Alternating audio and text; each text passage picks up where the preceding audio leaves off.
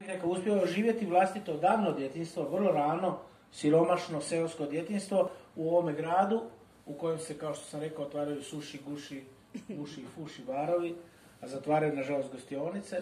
Uspije uloviti živost tog trenutka. To je vrlo zanimljivo. On je otišao jako daleko u svoju prošlost.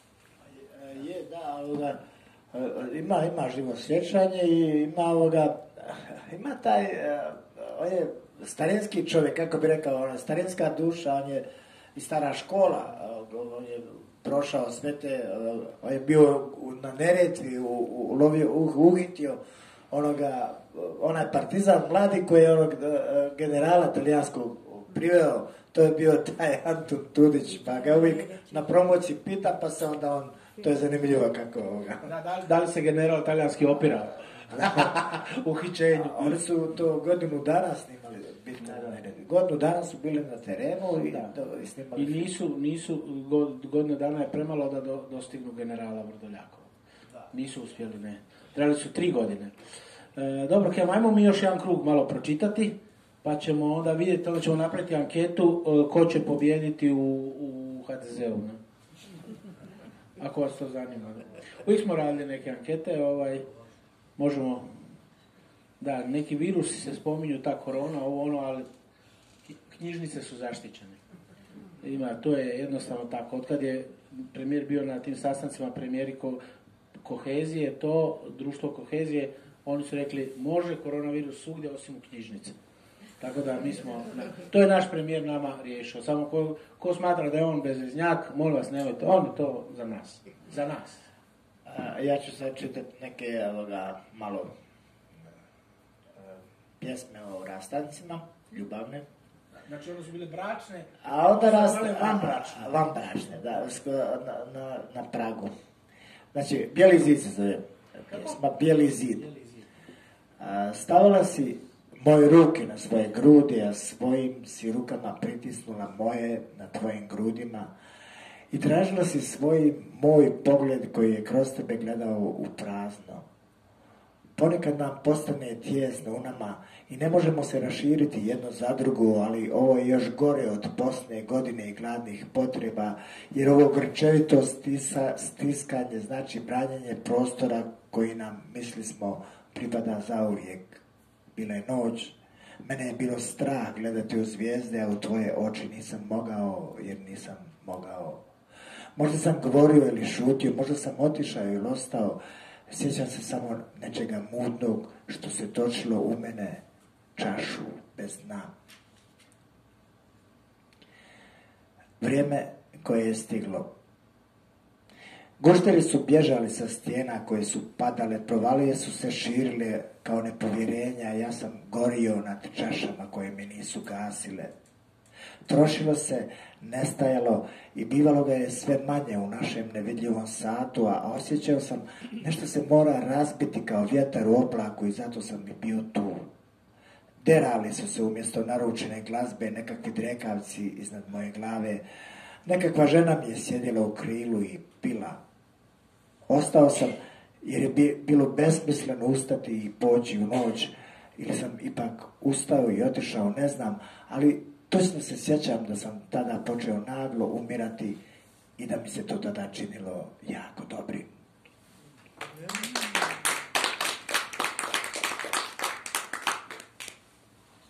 Hvala, Kemo. Ja sam pokušao naći još neku tvoju pjesmu, ali ne mogu.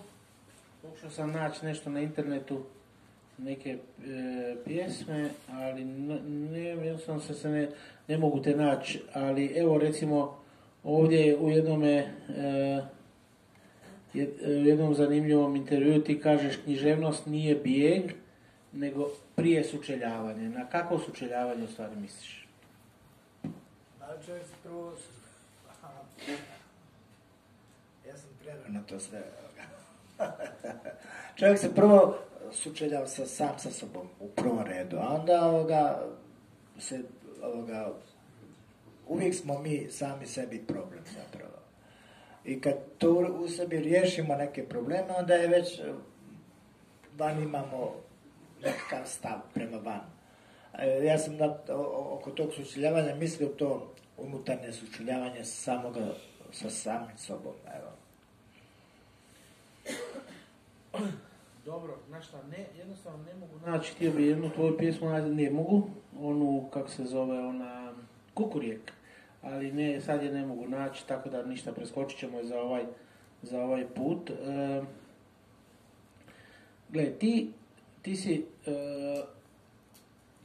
se školovao za inženjera tekstila, godinama si radio u struci, međutim,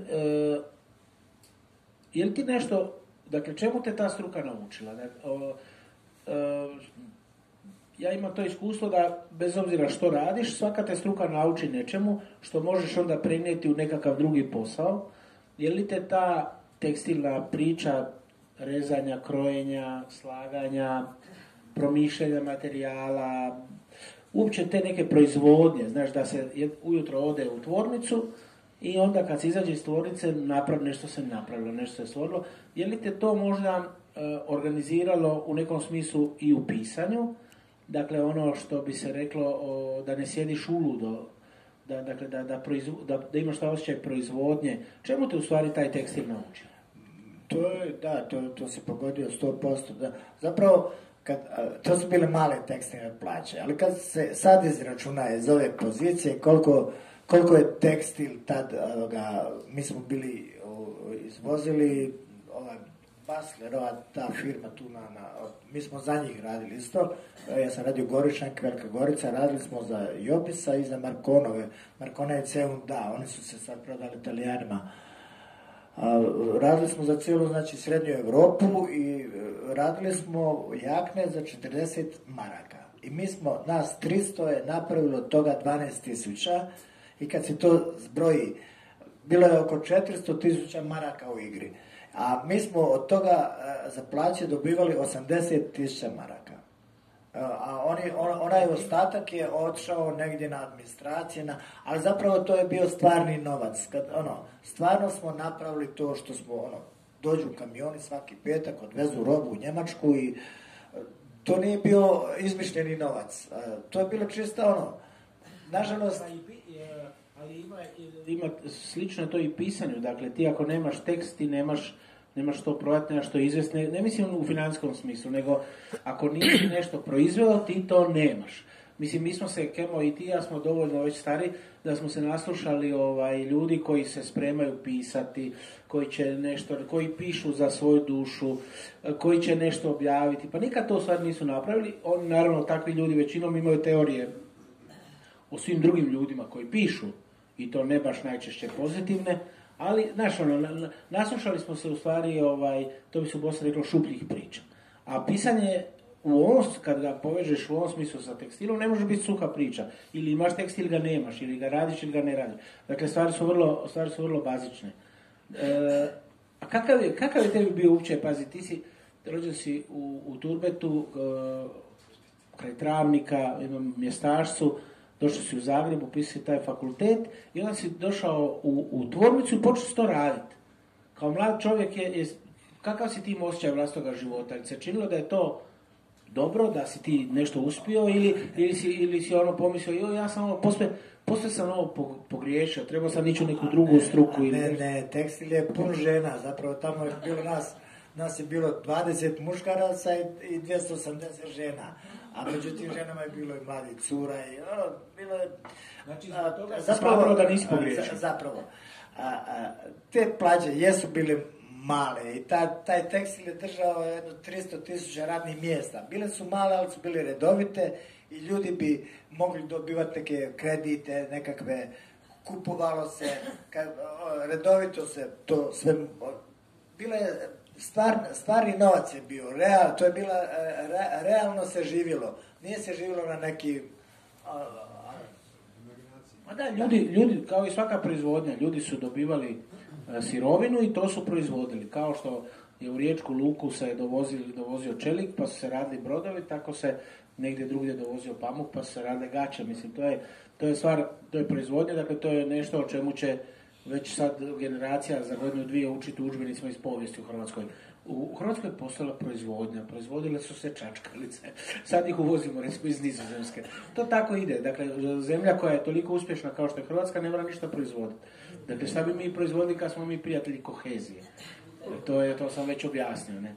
Dakle, ali hoću reći, kako ti Kemu gledaš na one ljude koji stalno govore da nemaju vremena za pisanje, ti si cijeli život radio i druge poslove i to, ali opet si i obitelj imao i djecu i to, ali opet si uvijek pisao. A postoje neki ljudi koji stalno kukaju, ja nemam vremena za pisanje, a u suštini ništa ne rade, ne? Kako to? A zanimljivo je da sam pisao poeziju, jer poezija je kratka forma i može se...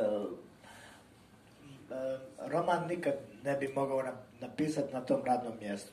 Ja sam bio poslovođa u Krojnici, pa poslije u Šivaonici i dolje u Doradi. Uvijek u Krojnici je bilo grozno, uvijek te 15 žena zove majstore, nitko neće preuzeti odgovornost. Za svaki nešto, nitko neće od radnika preuzeti odgovornost. Ako ja kažem to tako, onda veli majstor rekao, ako ja pogriješim, ja sam pogriješio. Da, jer reže se puno materijala. Pa i lijepi se, i reže se, i svašta se radi, i označava se, i da. Dobro, Kemo, ajmo mi još jednu, dvije pjesme za kraj, pa ćemo se razilaziti. Ovo je prvi put, ne smijemo navikavati našu publiku na rad. Mi nismo zemlja u kojoj se proizvodi, mi smo prijatelji. Da ne bi sad mi pretjerali, pa će se to onda stalno očekivati od nas. Minimum, životarenje, to je Hrvatska, nije to ono nešto. Dobro, kako bi rekli ljudi, dobro da ne tuku.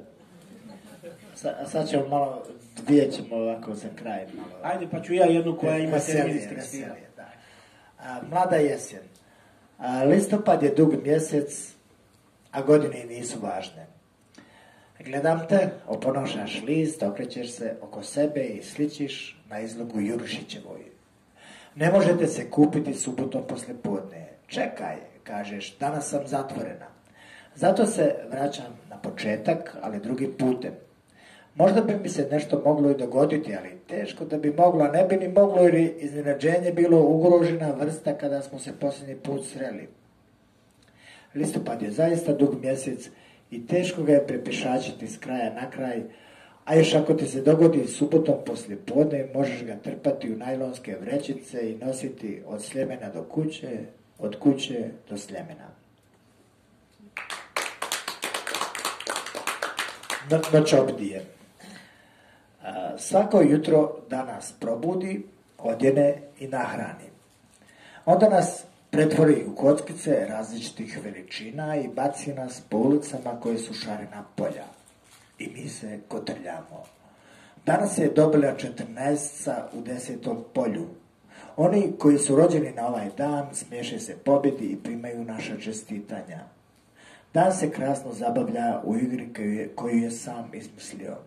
Kada mu dosadi, spusti zastor i ode na spavanje.